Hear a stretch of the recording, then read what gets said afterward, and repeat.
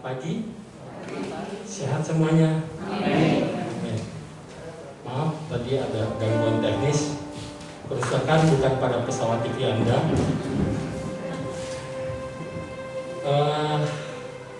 Pagi hari ini kita juga mengucap syukur kepada Tuhan kalau kita boleh berada di tempat ini. Itu bukan karena kuat dan gegah kita, tetapi oleh karena pertolongan yang daripada Tuhan saja. Saya ucapkan selamat Natal juga buat kita semuanya. Kita boleh ada di penghujung tahun ini. Kita dapat beribadah bersama-sama, walaupun kondisi sekarang ini kadang sungguh memprihatinkan, tidak memungkinkan untuk bertemu satu dengan yang lainnya. Tapi ada banyak hikmat Tuhan sehingga kita bisa bertemu kembali pada kesempatan ini. Kalaupun tahun lalu flashback ke belakang, istri saya boleh ada di tempat ini, saya mengucap syukur atas dukungan doa dan semuanya. Kalau tahun lalu dia sempat drop, sempat dibawa ke rumah sakit, Bu Yun, Andre datang ke rumah, istri saya rupanya ada cairan di paru-parunya 4 liter. Tapi yang puji Tuhan, dengan kemurahan Tuhan dia boleh bersama-sama dengan kita saat ini. Saya mengucap syukur kepada Tuhan karena Tuhan Allah dahsyat.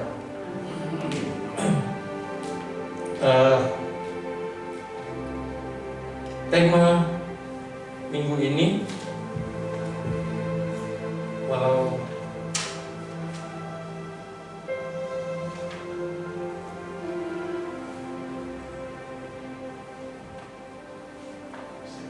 sekalipun aku berjalan dalam lembah kekelaman, ya, sekalipun aku berjalan dalam lembah kekelaman, tapi Tuhan beserta kita, bukan? Amin. Mari kita persiapkan hati dan pikiran kita. Kita tinggalkan semua yang ada di rumah.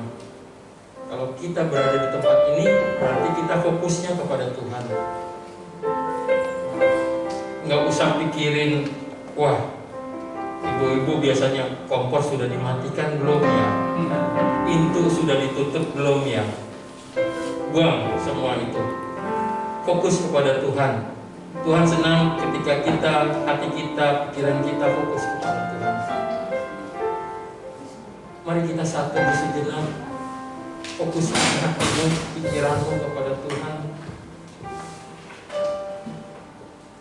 Ucapkan terima kasih kepada Allah Bapa di surga, karena Dia sangat baik dan amat baik.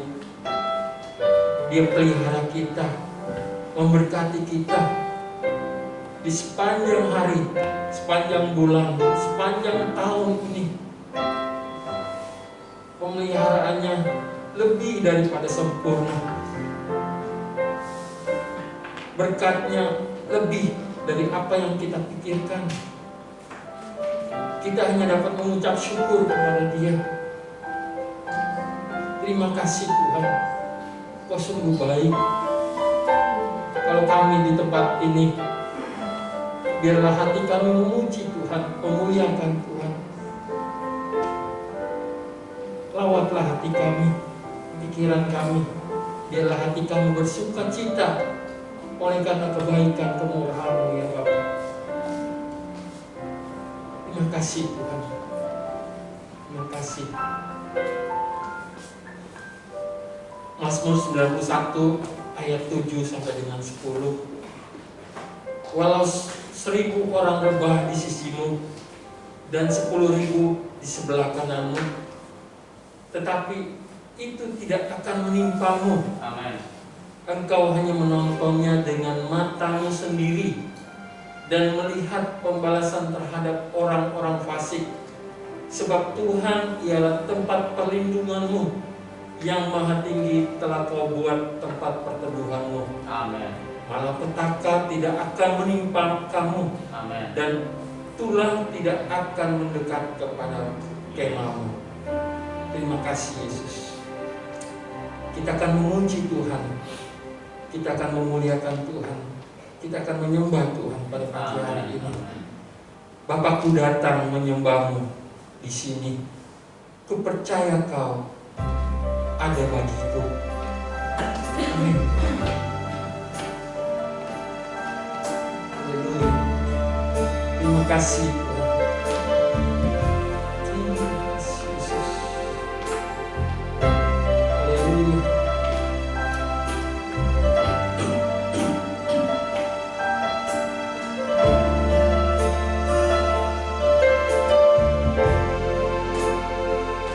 Katakan Bapakku datang.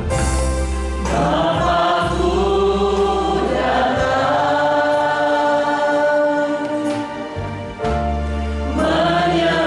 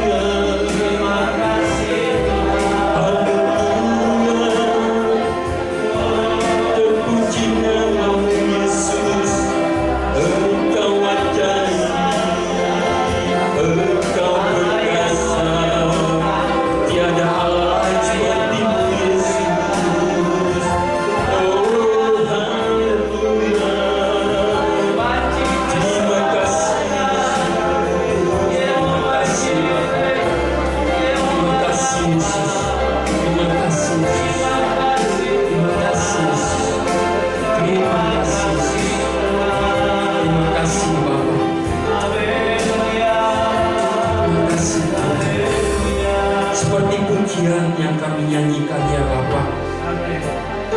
Kami datang untuk menyembah-Mu di sini. Kami percaya bahwa Engkau ada bagiku saat ini. Seperti firman-Mu berkata bahwa 2-3 orang berkumpul di dalam nama-Ku, Engkau ada di sana ya Bapa. Kami lebih dari 3 orang ya Bapa. Engkau tahu saat ini setiap anak-anak-Mu yang hadir. Engkau tahu setiap anak-anak-Mu dalam pergumulan rumah tangga pribadi mereka masing-masing. Engkau tahu ya Bapa. Bahkan apapun Tuhan yang belum keluar dari mulut kami, dari pikiran kami, dari hati kami, Engkau tahu ya Tuhan. Amin.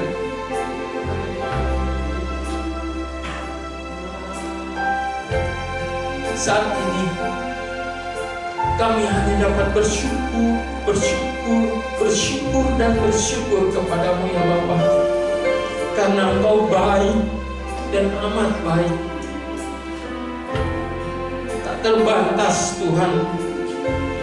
Berkat-berkat-Mu, kuasa-Mu buat kami begitu besar, panjang dan luasnya kasih-Mu buat kami. Siapakah kami ini ya Bapa? Kami adalah debu yang tidak berguna. Tetapi Engkau menganggap kami sebagai biji mata-Mu ya Bapa. Engkau memelihara kami sedemikian rupa. Kami hanya dapat mengucap syukur kepada-Mu ya Bapa. Haleluya. Terima kasih Tuhan. Terima kasih. Saat ini kami akan bersukacita di hadapan Tuhan. Kami akan meluluhkan Tuhan. Kami akan memuliakan Tuhan sebab kebaikan-Mu. Terima kasih Bapa. Di dalam nama Tuhan Yesus kami sudah berdoa dan bersyukur. Yang percaya katakan amin. Amin. Saya ingin Bapak Ibu untuk bangkit berdiri. Kita akan memuji Tuhan. Dialah segalanya. Dia bagiku. Dialah segalanya, besar kecil. Korbankan dirinya dan selamatkanku. Dialah segalanya. Dia bagiku. Berikan sukacita kepada Tuhan pada pagi hari oleh karena kebaikan Tuhan. Haleluya.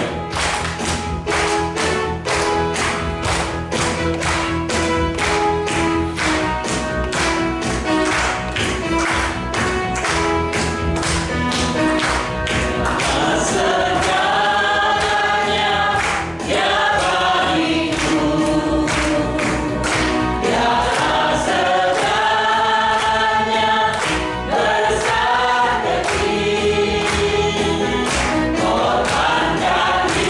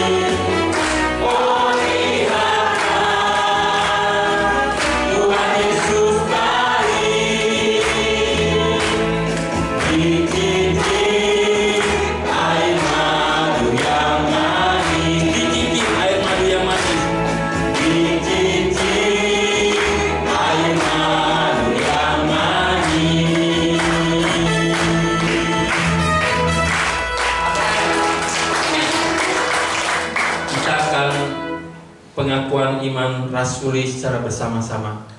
Aku percaya kepada Allah, Bapa yang Maha Kuasa, Khalik langit dan bumi, dan kepada Yesus Kristus, Anaknya yang tunggal Tuhan kita, yang dikandung daripada Roh Kudus, lahir dari anak Maria, yang menderita sengsara di bawah pemerintahan Pontius Pilatus, disalibkan, mati dan dikuburkan, turun ke dalam kerajaan maut, pada hari yang ketiga bangkit pula dari antara orang mati, naik ke surga, duduk di sebelah kanan Allah, Bapa yang Maha Kuasa, dan di sana Dia akan datang untuk menghakimi orang yang hidup dan yang mati.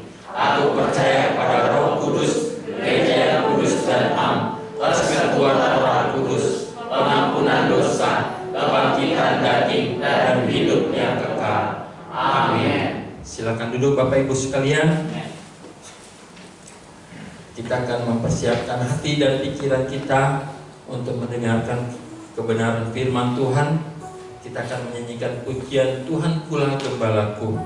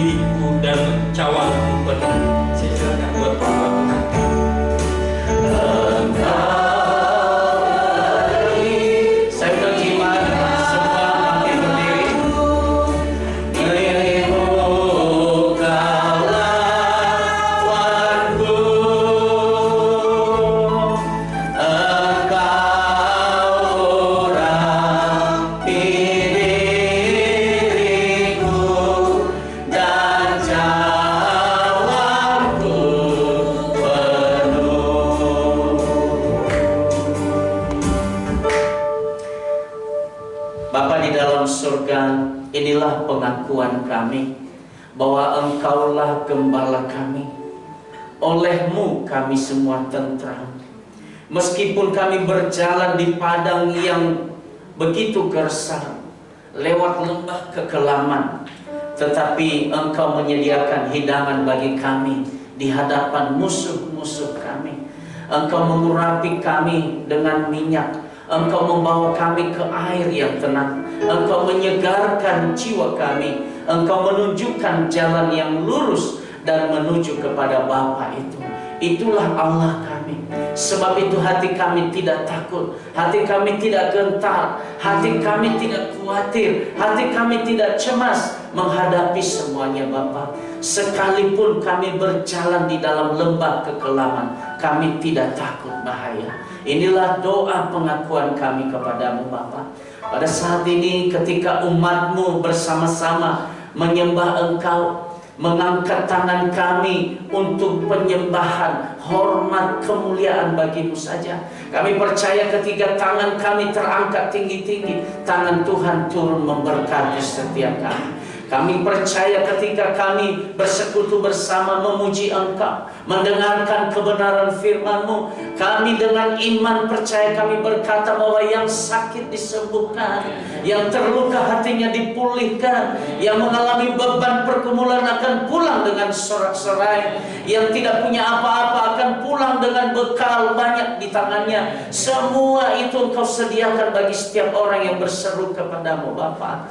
Hari ini kami berdoa untuk setiap jemaat Tuhan, bukan hanya di tempat ini, di rumah, di berbagai tempat. Anak-anak kami mulai dari sekolah minggu, anak remaja, pemuda, Tuhan memberkati Bapak. Sampai usia lanjut juga Engkau memberkati suami istri, keluarga, lepas keluarga. Berkat-berkat Tuhan yang melimpah-limpah Tuhan curahkan dalam setiap kehidupan jemaat Tuhan. Dan kami percaya tidak ada satupun yang terluput dari jemaat-Mu Bapak. Engkau memberkati Bapak, bahkan bukan hanya di tempat ini, di setiap tempat di negeri ini Bapak, di setiap pelosok di negeri ini, setiap kota, setiap daerah tempat Engkau memberkati setiap umat-Mu Bapak. Maka kami percaya Bapak, ketika jemaat-Mu ini berdiri di hadapan-Mu saat ini, Engkau akan mencurahkan semua kebaikan-Mu bagi mereka. Kemurahan Tuhan dinyatakan, pekerjaan kami diberkati, keluarga kami diberkati, anak-anak kami diberkati, dan bahkan semua Bapak, gereja kami juga diberkati, bangsa kami diberkati Bapak.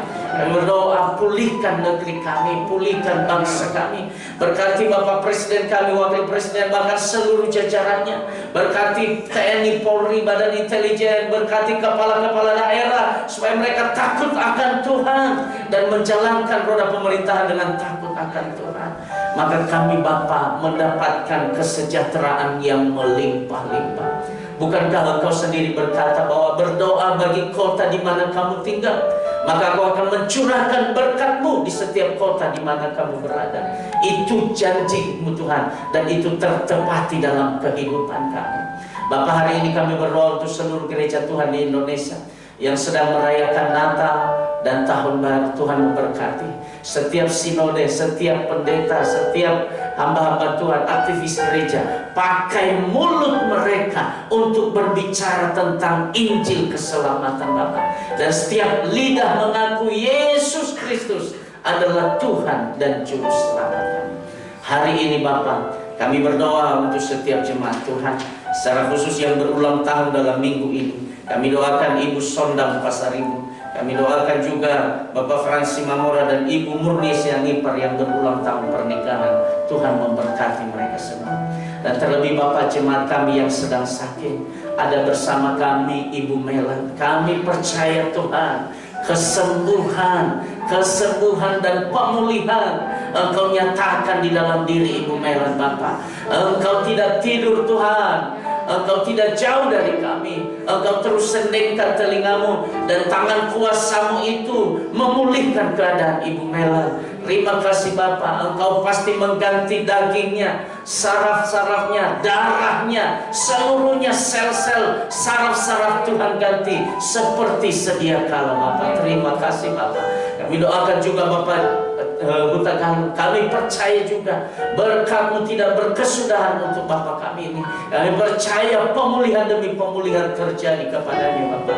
Demikian kami doakan juga Ibu Sibuya, Bapak Sibuya dan Monika. Berkati mereka, pulihkan Bapak. Kami percaya kesembuhan ilahi akan terjadi kepada mereka. Demikian juga Bapak Hansen, demikian anak kami Meliana, demikian Ibu Enda Suhana, Ibu Luciana, demikian anak kami Alvarus Yagian, demikian juga Bapak kami Bapak Stisman, Bapak Suryadi, demikian juga Ibu Sumihar. Kami bawa ke dalam tangan-Mu.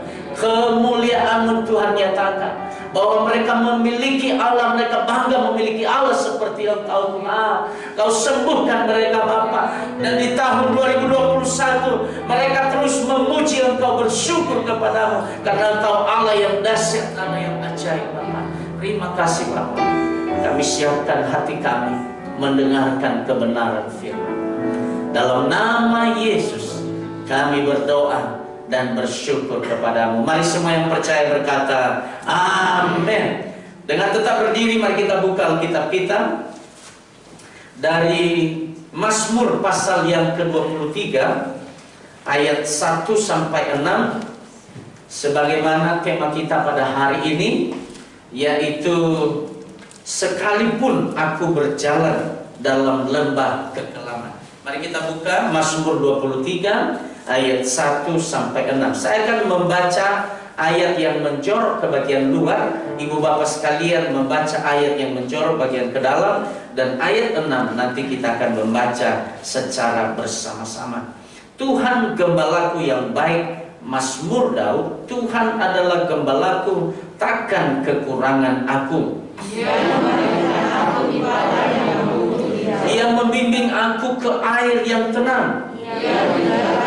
Ia menuntun aku di jalan yang benar. Sekalipun aku berjalan dalam lembah kekelaman, sebab Engkau besertaku. Engkau menyediakan hidangan bagiku. Engkau mengurapi kepalaku dengan minyak. Bersama-sama kebajikan dan kemurahan belaka akan mengikuti aku seumur hidupku, dan aku akan diam dalam rumah Tuhan sepanjang masa. Amin. Dipersilakan Ibu Bapak, saudara-saudaraku sekalian untuk duduk kembali. Salam bagi kita semua. Inilah minggu terakhir dalam ibadah dalam tahun 2020 ini. Sesuatu yang berkesan sekali saudaraku, karena hampir setahun ini kita mengalami apa yang tidak terbiasa kita alami. Tapi saya percaya saudaraku dikasih Tuhan, bahwa kita tetap bersemangat dan bersukacita di dalam Tuhan. Amin. Nah, hari ini tema kita adalah sekalipun aku berjalan dalam lembah kekelaman. Perlu kita tahu bahwa nyanyian ini adalah nyanyian Daud, saudaraku. Ketika ia menghadapi berbagai penderitaan, padahal ia sudah sudah diminyaki kepalanya, sudah diurapi oleh Samuel dia untuk menjadi raja. Tetapi walaupun dia statusnya sebagai raja, tetapi masih ada raja yang lama yang mengubur-ubur dia. Ya, dan mengubur-ubur dia, mengejar-ngejar, mengancam nyawanya saudaraku. Dan ia lari dari tempat yang pertama ke tempat kedua, dan selanjutnya dari tempat ke tempat. Ia menghindar terus dari Raja Saul. Saudara dikasihi Tuhan, mungkin mudah bagi Daud dan berkata, sudahlah, saya kan cuma gembala domba, untuk apa lagi saya mempertahankan ini, mengambil sebagai raja, untuk duduk sebagai raja. Sudahlah, daripada nyawaku terancam, dan daripada ini, mungkin mudah bagi dia untuk menyerah. Saudaraku, ada banyak juga orang-orang muda menyerah dengan kehidupan mereka. Saudaraku, kalau kita sedang menghadapi kegembiraan, sukacita, kayaknya kita berkata begini, terima kasih Tuhan. Mudah sekali kita bersyukur. Saya alami itu saudara dikasih Tuhan. Apalagi kalau misalnya sedang mendengarkan jemaat, ada yang lahir. Apalagi jemaat ada yang buka usaha yang baru. Apalagi ada jemaat baru datang. Apalagi ada jemaat diberkati, ada promosi. Waduh, itu menyenangkan sekali. Tetapi kalau ada dibilang ada jemaat lagi sedang duka cita, ada lagi jemaat lagi kena rampok, ada lagi jemaat sedang kena COVID. Waduh, itu menyedihkan sekali. Dan kadang-kadang, Tuhan masih sanggupkah saya untuk berdoa? Nah, saudara dikasihi Tuhan, apa perbedaan orang dunia dengan orang percaya? Ada perbedaannya saudara. Bagi orang dunia, sakit penyakit, segala kesusahan, kemiskinan, Bahkan mungkin berbagai kesukaran yang mereka hadapi, berbagai keterbatasan yang dihadapi, bahkan semuanya yang namanya segala kesusahan bagi orang dunia itu namanya sial, dan itu kutuk. Dan itu ketika orang dunia mendapatkan itu, yang mereka salahkan pertama apa? Tuhan, saudara. Allah Tuhan ini tidak adil, Allah Tuhan ini tidak baik, Allah Tuhan ini mungkin lagi sedang tidur, lagi sedang pelesiran dia, lagi sedang jalan-jalan, dia tidak melihat penderitaan. Yang mereka salahkan Tuhan, saudara. Tetapi apa perbedaannya dengan kita sebagai orang percaya? Perbedaannya adalah bahwa segala kesukaran yang sedang kita alami itu, kita katakan begini, Tuhan, aku sedang berjalan dalam lembah kekelaman. Ada amin, saudara kasih Tuhan. Itu perbedaannya, saudara. Orang dunia berkata ini kutuk, ini masalah besar, ini sesuatu yang menghancurkan hidup saya. Tapi bagi kita sebagai orang percaya berkata demikian, tidak, aku sedang berjalan di dalam lembah kekelaman. Lembah kekelaman itu apa, saudara? Kita sedang sekarang sebenarnya berjalan di dalam lembah. Lembah ini jalannya memang rata, kadang-kadang harus meliuk-liuk, tetapi kelam sekali, kelam. Kadang-kadang kita nggak tahu di mana ujungnya jalan ini. Yang dibutuhkan apa, saudara? Kesetiaan kita untuk menjalaninya saja. Tidak perlu ada sungut-sungut, tidak perlu ada sesuatu yang disalahkan, tidak perlu kita menyalahkan Tuhan, tidak perlu juga kita menyalahkan keadaan kita. Ada banyak orang ketika menghadapi permasalahan, dia mengutuk dirinya sendiri, menyalahkan dirinya sendiri. Wah, memang aku ini bodoh, memang aku ini beginilah, goblok banget aku ini, begini cerobohnya aku ini. Gak usah salahkan dirimu, saudara dikasih Tuhan. Tetapi apa yang terjadi, yang dialami oleh Daud sama seperti yang saya katakan tadi. Ketika ia menjalani proses demi proses, pelarian demi pelarian, peperangan demi peperangan, dikejar-kejar oleh Saul, saudara. Ayat 23 mengatakan, sekalipun aku berjalan dalam lembah kekelaman. Dia tahu, saudara dikasih Tuhan, dia tahu bahwa Tuhan tidak pernah meninggalkan dia. Tuhan tidak pernah diam, Tuhan tidak pernah tidur untuk itu. Saudara dikasih Tuhan, maka ia mengatakan demikian, sekalipun aku berjalan dalam lembah kekelaman. Ayat 4, aku tidak takut bahaya. Saudaraku, kita harus percaya. Hari ini saya katakan kepada kita, kepada siapapun, kita harus percaya bahwa Tuhan kita Yesus Kristus yang telah datang ke dalam dunia adalah Allah yang hidup. Amin. Bukan Allah yang mati, bukan Allah yang tertidur, bukan Allah yang sudah pensiun, bukan Allah yang sudah mengundurkan diri dari dunia ini. Tapi Dia adalah Allah yang hidup, yang terus berkarya bersama dengan kita. Dia Allah Immanuel yang setia bersama dengan kita.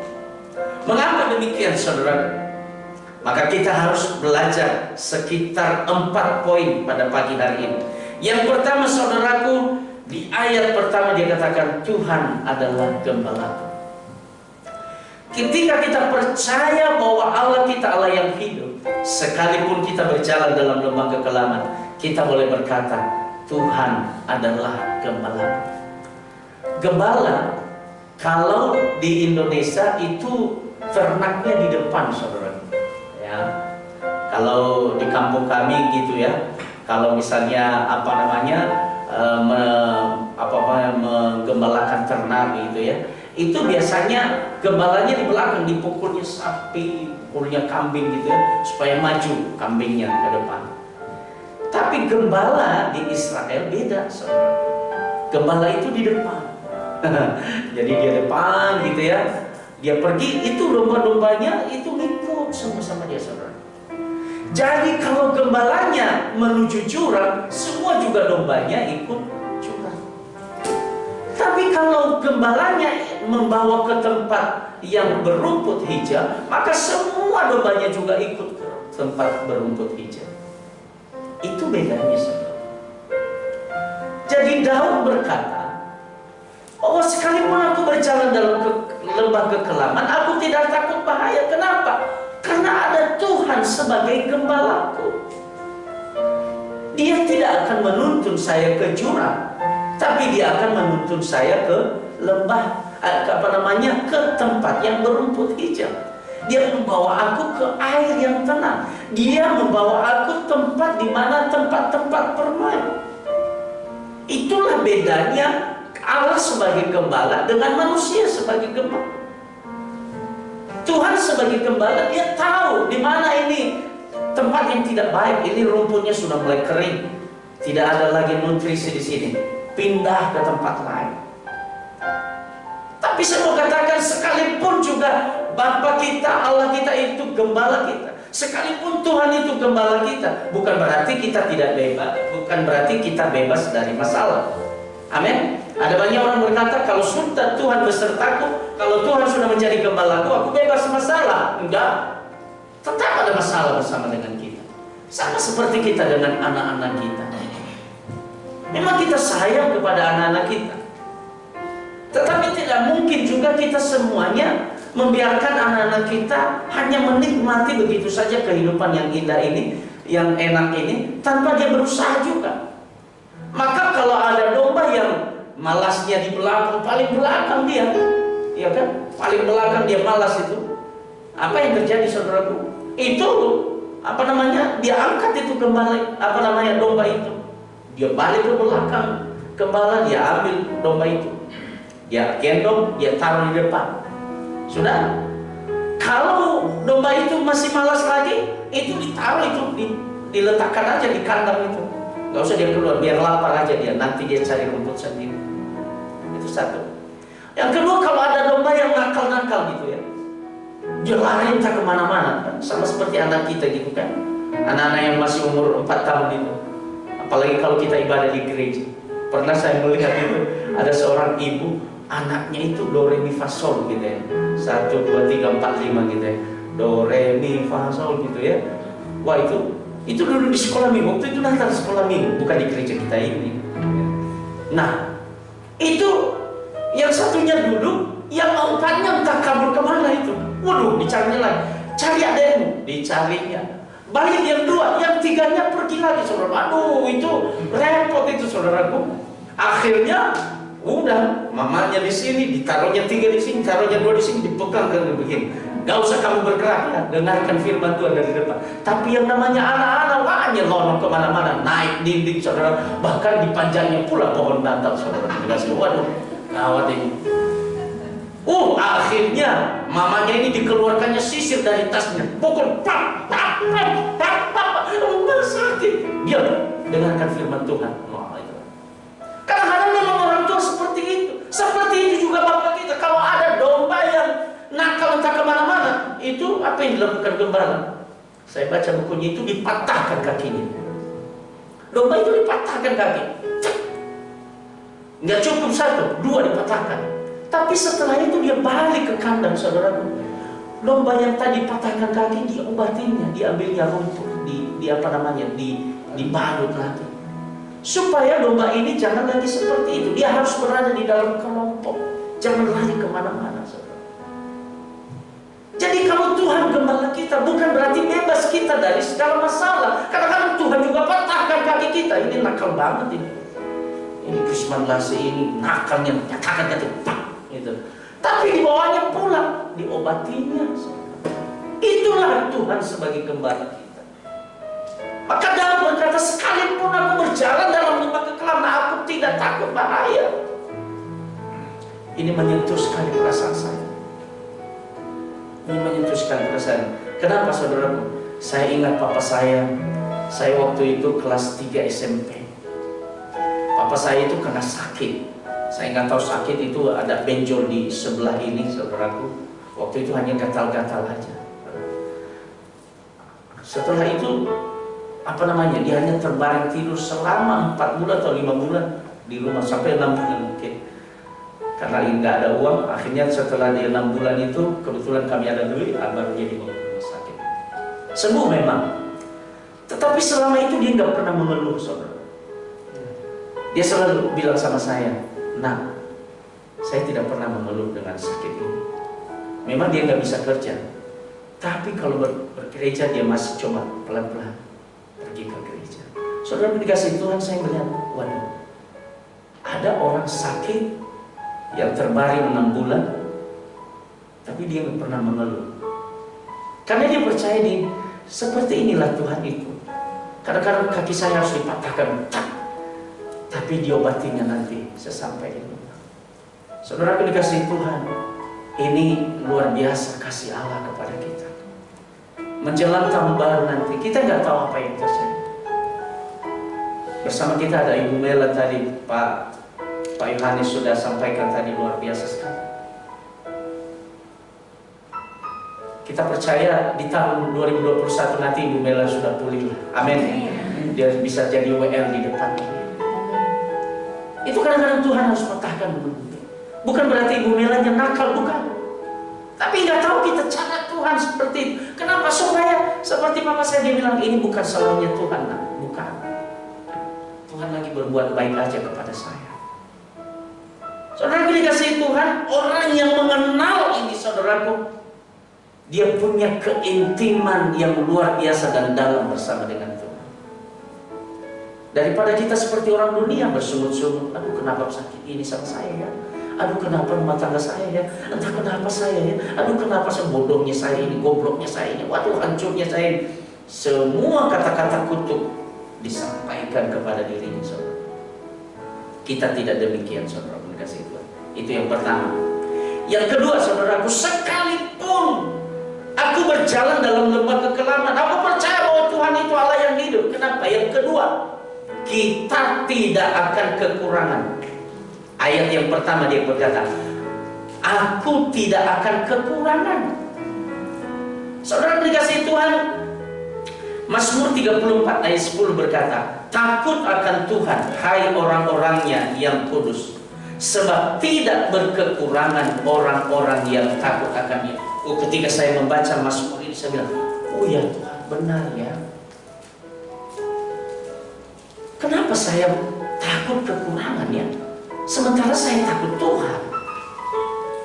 Sementara kalau diperhadapkan kepada saya takut Tuhan atau saya takut dengan kekurangan? Gak perlu takut kekurangan. Yang pertama dulu takut akan Tuhan, hormat akan Tuhan, duluankan Tuhan dulu. Gitu. Maka kita tidak akan pernah kekurangan. Benar juga, saudara. Apa yang dialami oleh Daud, saudara, benar-benar terjadi dalam hidupnya. Ketika dia belajar sungguh-sungguh takut akan Tuhan, Daud tidak berkekurangan. Bahkan daerah kerajaannya diperluas. Suku-suku bangsa yang kecil-kecil, yang tidak bisa menghidupi dirinya sendiri, itu masuk bergabung menjadi kerajaan Israel. Semua tempat ditaklukannya saudara kasih Tuhan.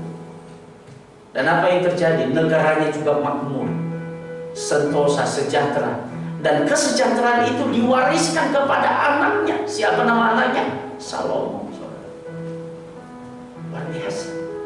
Saya katakan begini, banyak orang sekarang takut ya kekurangan saudara, sampai takut untuk menyembah Tuhan. Gitu.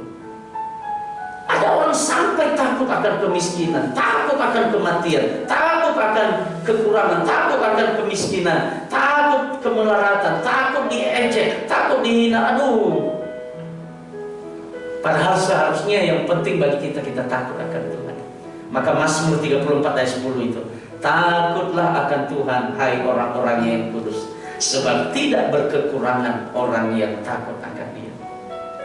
Saudaraku, saya percaya bangsa Israel ketika mereka sedang berjalan dalam lembah kekelaman dari Mesir, 40 tahun mereka menjalani masa kekelaman. Tapi di masa kekelaman itu apakah mereka kekurangan? No. Tuhan memberi mereka kecukupan, tidak berkekurangan, tapi tidak berkelebihan. Makanya diberi makanan mana sorgawi itu, siapa yang mengumet banyak, apa yang terjadi Pak Chandra? Yang banyak itu busuk kan? Tapi yang berkekurangan, yang dikit aja, toh juga cukup. Itulah kehidupan di dalam Tuhan. Nah, baru setelah mereka nanti di tanah Kanaan, mereka tidak lagi berkecukupan itu. Enggak, Tuhan sudah menaikkan levelnya. Levelnya apa? Mereka hidup dalam kelimpahan. Susu dan anggur ada di sana. Haleluya, amin ya saudaraku. Mengapa mereka berada di dalam lembah kekelaman dan Tuhan mencukupkan mereka? Kenapa? Karena mereka waktu itu hanya mendengar firman Tuhan, tetapi firman Tuhan itu mereka hanya sekedar mendengar saja. Bagi mereka yang penting bagaimana mereka bisa sampai ke tanah Kanan. Tuhan tidak bilang, enggak, kamu harus menjalani dulu masa kekelaman ini 40 tahun loh. Yang mengenal itu siapa? Yang mengenal isi hati Bapa itu hanya 2 orang, hanya 3 orang itu. Siapa? Yosua, Kaleb, dan Musa. Itu pun Musa mengalami juga kegagalan sehingga dia tidak sampai ke tanah Kanaan itu. Bangsa Israel tidak kurang makan, diberi makan, tapi tidak berkelebihan. Berkelebihannya di mana? Di tanah Kanaan. Itu di sana mereka berlimpah-limpah susu dan madu. Haleluya, amin saudara ya. Kenapa? Di sana mereka sungguh-sungguh di dalam Tuhan. Potensi mereka dibangun di dalam Tuhan. Mereka mengejawantahkan semua perintah Tuhan. Mereka melaksanakan firman Tuhan. Selama dalam masa kekelaman ini mereka masih cuek-cuek. Apalagi di Mesir, kan 3 tahun kehidupan bangsa Israel. Tahap pertama di Mesir mereka tidak pernah mendengar firman Tuhan. Di 40 tahun di masa perjalanan mendengar firman Tuhan tapi tidak melakukan. Ya, mendengar firman Tuhan sekedar. Akhirnya mereka jatuh pada penyembahan, mereka membuat lembu emas. Ya, saudara, bersungut-sungut, apalagi mereka bilang, "Balikkan kami lagi ke Mesir." Wah, itu ya. Tapi setelah mereka sampai di sana, hidup mereka dinaikkan, saudara. Kita tidak akan kekurangan. Itu dia, saudara. Yang ketiga, sekalipun aku berjalan dalam kekelaman, aku percaya bahwa Allah yang hidup. Mengapa? Karena Ia menyegarkan jiwaku. Ayat berapa? Ayat ketiga. Ya, ayat ketiga. Ia menyegarkan jiwaku. Ia menuntun aku di jalan yang benar oleh karena namanya. Saya mau tanya, yang mana yang perlu kita mau? Menyegarkan jiwa atau menyegarkan tubuh? Mana yang lebih duluan kita butuhkan? Menyegarkan jiwa atau menyegarkan tubuh? Semua bilang menyegarkan jiwa ya. Benar. Menyegarkan tubuh belum tentu menyegarkan jiwa. Mungkin saja kita bisa celupkan atau kita bisa mandi di air yang bening sekali. Tapi kita keluar, jiwa kita masih gundah-gulana, tetap saja. Tapi kalau jiwa kita sudah diperbaharui, sudah kita mendapatkan kesegaran yang baru, apa yang terjadi? Makanan yang gak enak pun jadi enak. Amin saudara. Kenapa? Diserap oleh tubuh. Benar kan? Tapi kalau kita hanya mendapatkan kesegaran tubuh, kesegaran jiwa, makanan enak pun kita udah gak enak. Makanya selama kita masa pandemi ini kadang-kadang kesegaran jiwa kita gak ada. Makanya kalau kita diundang oleh teman, ayo kita makan, nanti dulu lah. Tunggu dulu masa pandemi ini selesai. Kalau perlu kirim bahan mentahnya aja kan, kalau ada barang. Kenapa? Karena kadang-kadang jiwa kita seringkali seperti itu. Aduh, masa pandemi. Yang Tuhan mau katakan dalam firman hari ini, Ia menyegarkan jiwaku. Ketika kita segar jiwa itu, apa yang terjadi? Kita melihat rumah kita enak, kita melihat istri kita enak, kita melihat suami kita enak, kita melihat kan, aduh, begini uangku bulan ini, pendapatanku, gajiku, nafkahku bulan ini, nggak apa-apa, nggak enak semua. Kenapa? Karena jiwanya disegarkan, saudara. Pergi ke gereja juga enak, saudara. Pergi ke persekutuan juga enak, pergi bekerja juga enak. Kenapa? Jiwanya disegarkan. Tetapi belum tentu itu kalau hanya kesegaran tubuh. Kesegaran tubuh itu sementara aja. Coba ibu bapak mandi sebentar, sudah mandi segar memang, udah sisiran segar, nonton TV. Paling setengah jam sih, bosan mendengar TV, udah pakai HP lagi. Setengah jam atau 1 jam main HP, sudahlah ke TV lagi. Jadi nggak pernah. Kenapa? Karena memang hanya kesegaran tubuh yang Anda dapatkan, bukan kesegaran jiwa. Yang luar biasa di sini firman Tuhan, Ia menyegarkan jiwaku. Di mana kita mendapatkan kesegaran jiwa? Yang pertama, bagaimana kita hubungan kita dengan Tuhan. Ada mention. Saya pengalaman kami, satu ibu pendeta semua. itu kalau ada masalah, itu kami berdoa di tempat tidur. Jadi tempat tidur begini kan, ranjangnya. Itu mulai berlutut. Rasanya setelah berdoa itu rasanya plong ya, hati begitu nyaman sekali. Suatu waktu saya mengalami pergumulan, saya nggak kasih tahu sama ibu pendeta pergumulan. Saya kunci, saya tutup pintu, saya lupa kunci. Itu yang saya lakukan bukan doa, tapi apa? Saya baca Mazmur 27, saya baca keras-keras. Tahu nggak Mazmur 27 itu Bapak? Apa ya? Tuhan adalah terangku dan keselamatan. Itu saya ucapkan keras-keras. Sampai akhirnya ibu pendeta buka pintu, ketika dilihatnya saya ditutupnya lagi. Oh ini lagi Pak Pendeta lagi sedang ada apa mana? Benar, lagi saya waktu itu mengalami saya nggak tahu apa beban. Saya nggak tahu juga apa yang menjadi beban. Ya. Dan ternyata itu menyangkut keluarga dari adik-adik saya. Saudara kasih itu saya mau katakan, kita disegarkan. Yang pertama itu saudaraku, bagaimana kita punya hubungan yang intim dengan Tuhan. Yang kedua saudaraku, ketika kita membaca firman Tuhan, maka firman Tuhan itu ajaib sekali. Enaknya itu dibaca pagi-pagi loh. Kalau perlu jam 5 pagi itu enak sekali dibaca firman Tuhan. Gak usah panjang-panjang, satu pasal aja atau satu perikop aja pun jadi, gak apa-apa.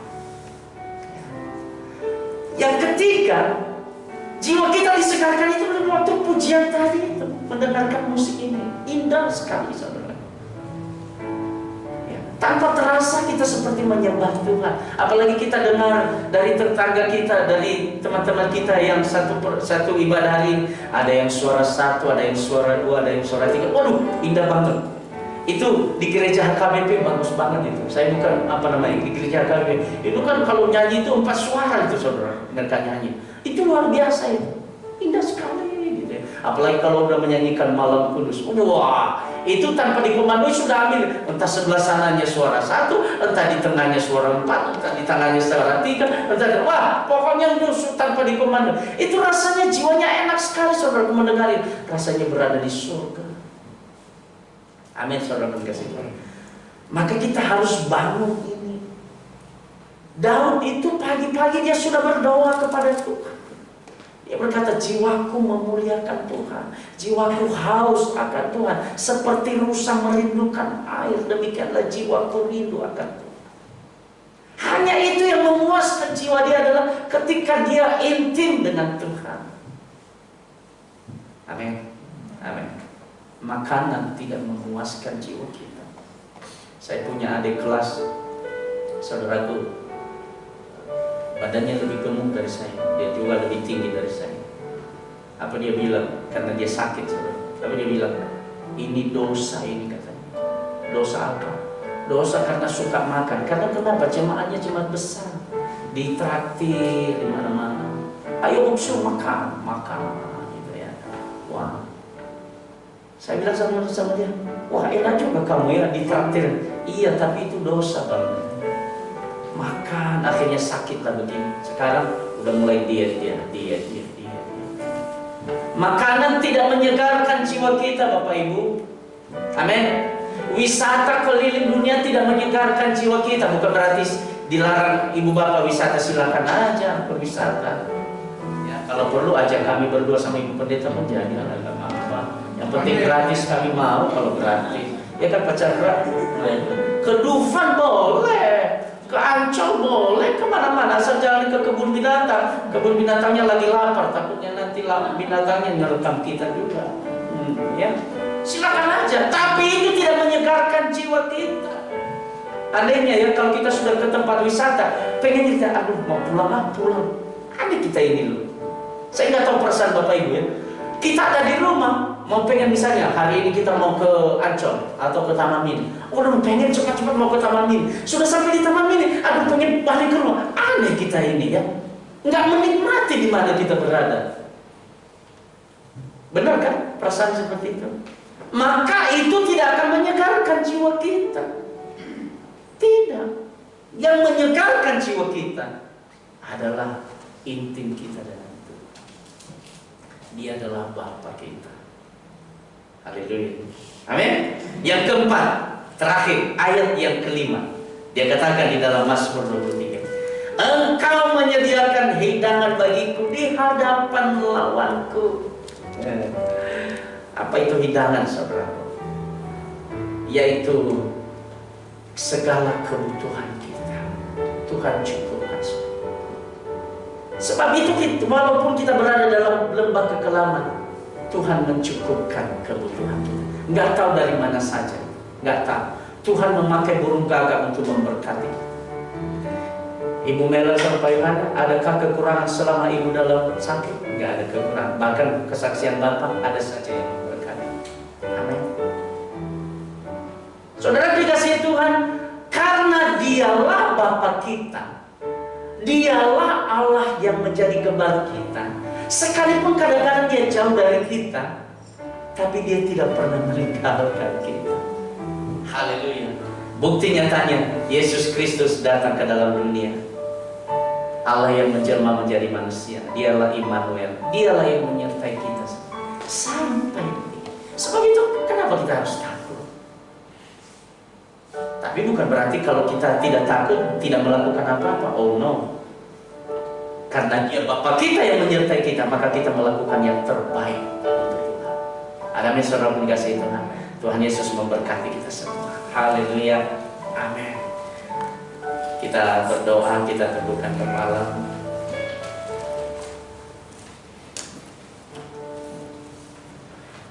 Saudara dikasihi Tuhan, ketika Anda mendengarkan firman Tuhan itu, ada jaminan bagi kita. Sekalipun aku berjalan dalam lembah kekelaman, sekalipun, saudaraku, Tuhan tidak membiarkan saudara. Tuhan tidak membiarkan saudara. Tuhan tidak membiarkan saudara. Ia akan menuntun saudara. Ia akan membimbing saudara. Bapa, terima kasih. Terima kasih untuk kebenaran firman Tuhan yang Tuhan nyatakan kepada kami hari ini. Sekalipun kami berjalan dalam lembah kekelaman, kami tidak takut bahaya, sebab Engkau beserta kami. Kami aminkan itu dan kami mempercayai itu, Bapak. Terima kasih, Bapak. Pada setiap kami hari ini, kemurahan-Mu nyata bagi kami. Dalam nama Yesus kami berdoa. Haleluya. Sama-sama kita katakan amin. Mari kita akhiri ibadah kita hari ini. Kita mempersembahkan persembahan kita. Kami minta Pak Simbolon untuk mengumpulkan persembahan. Kita naikkan pujian Tenanglah Kini Hatiku. Silakan ya. Tuhan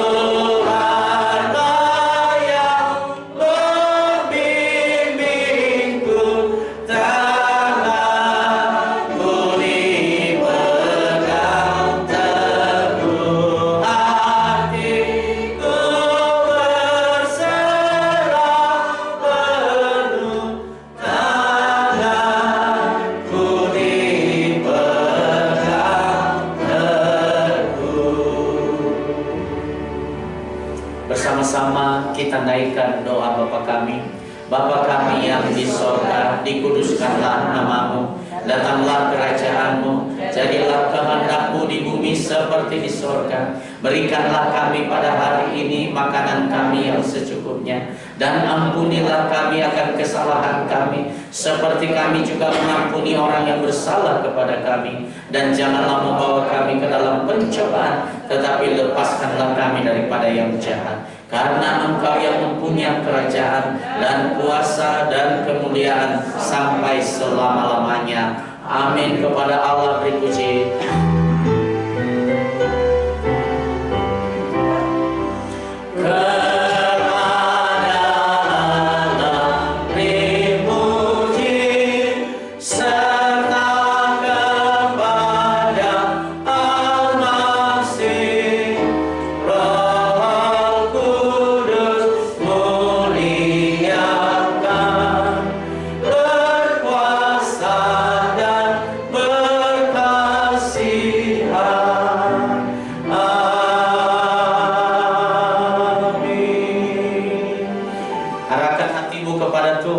Bersandarlah kepada kekuatannya. Sekalipun kita berjalan dalam lembah kekelaman, kita tidak takut bahaya, sebab Tuhan beserta dengan kita. Terimalah berkat yang datang daripadanya.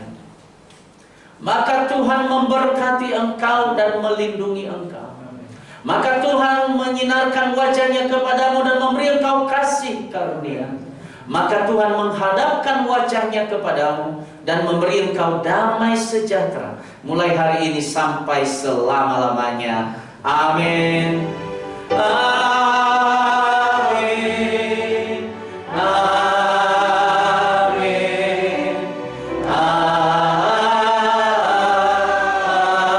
Amin. Silakan duduk dan ambil saat teduh. Saya serahkan kepada Pak.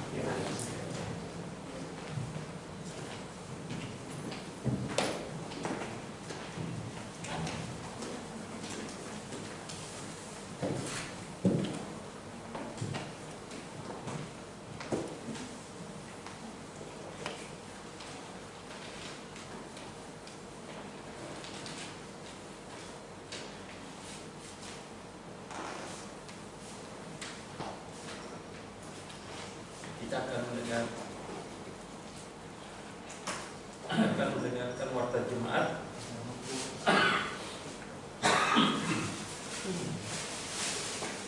Warta jemaat GWI Eklesia Polres Indah Tangerang, Minggu 27 Desember 2020. Yang belakang aja, pakai yang belakang aja.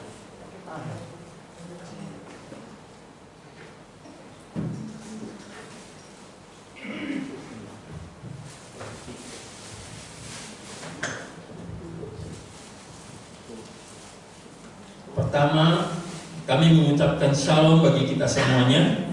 Kiranya Tuhan Yesus, Sang Gembala kita yang agung, melindungi dan memelihara kehidupan kita semuanya. Amin. Pada hari Kamis ini, tanggal 31 Desember 2020, jam 6 sore. Ingat ya. Jam 6 sore, benar? Iya benar, jam 6 sore. Hari Kamis jam 6 sore kita akan merayakan ibadah akhir tahun secara tatap muka atau offline dan online. Jadi diharapkan kita semua datang adalah jemaat yang berusia di bawah 50 tahun. Ya. Jemaat yang berusia di bawah 50 tahun. Dalam ibadah akhir tahun ini juga kita akan melaksanakan perjamuan kudus. Pada hari Jumat ini, yaitu tanggal 1 Januari, pada tanggal 1 Januari, yaitu jam 8 pagi, kita akan melaksanakan ibadah awal tahun secara tatap muka dan perjamuan kudus. Perjamuan kudus juga. Ini tatap muka dan online juga. Dan yang diharapkan datang adalah jemaat yang berusia 50 tahun ke atas. di atas 50 tahun ke atas. Senior. Ya. Opung-opung. Kami belum opung. Udah opung-opung. Masih muda semua. Oh. Yang keempat yaitu kalender gereja kita sudah tersedia di gereja. Bagi Bapak Ibu yang belum mengambil, silakan mengambil secara gratis, dibagikan. Yang kelima yaitu kami menghimbau agar jemaat tetap menjaga protokol kesehatan, menjaga jarak dengan orang lain, selalu mencuci tangan dengan baik, memakai masker, dan istirahat yang cukup. Dan tidak lupa juga berserah sama Tuhan. Haleluya. Yang keenam, mari kita berdoa setiap malam buat bangsa dan negara kita yang kita adakan di udara pada pukul 9 malam di rumah kita masing-masing. Pada berdoa nggak nih? Pasti. Lelah. Yang ketujuh, kami mengucapkan selamat ulang tahun buat Bapak Ibu Saudara-saudari yang berulang tahun dalam minggu ini, yaitu Ibu Sondang Pasaribu. Hadir tidak ya? Yaitu tanggal 28 Desember nanti. Terus yang ke-8, kami mengucapkan selamat ulang tahun pernikahan buat Bapak Ibu yang berulang tahun pernikahan dalam minggu ini, yaitu Bapak Fransi Mamora dan Ibu Murni Sianipar. Nggak ada juga ya. Demikianlah warta jemaat kita. Kalau mau melihat persembahan dan sebagainya bisa dilihat secara online ya Oke, itu saja. Selamat hari Minggu. Tuhan Yesus memberkati kita semuanya. Terima kasih Bapak Ibu. Bagi yang mau minum kopi, ada kopi di bawah.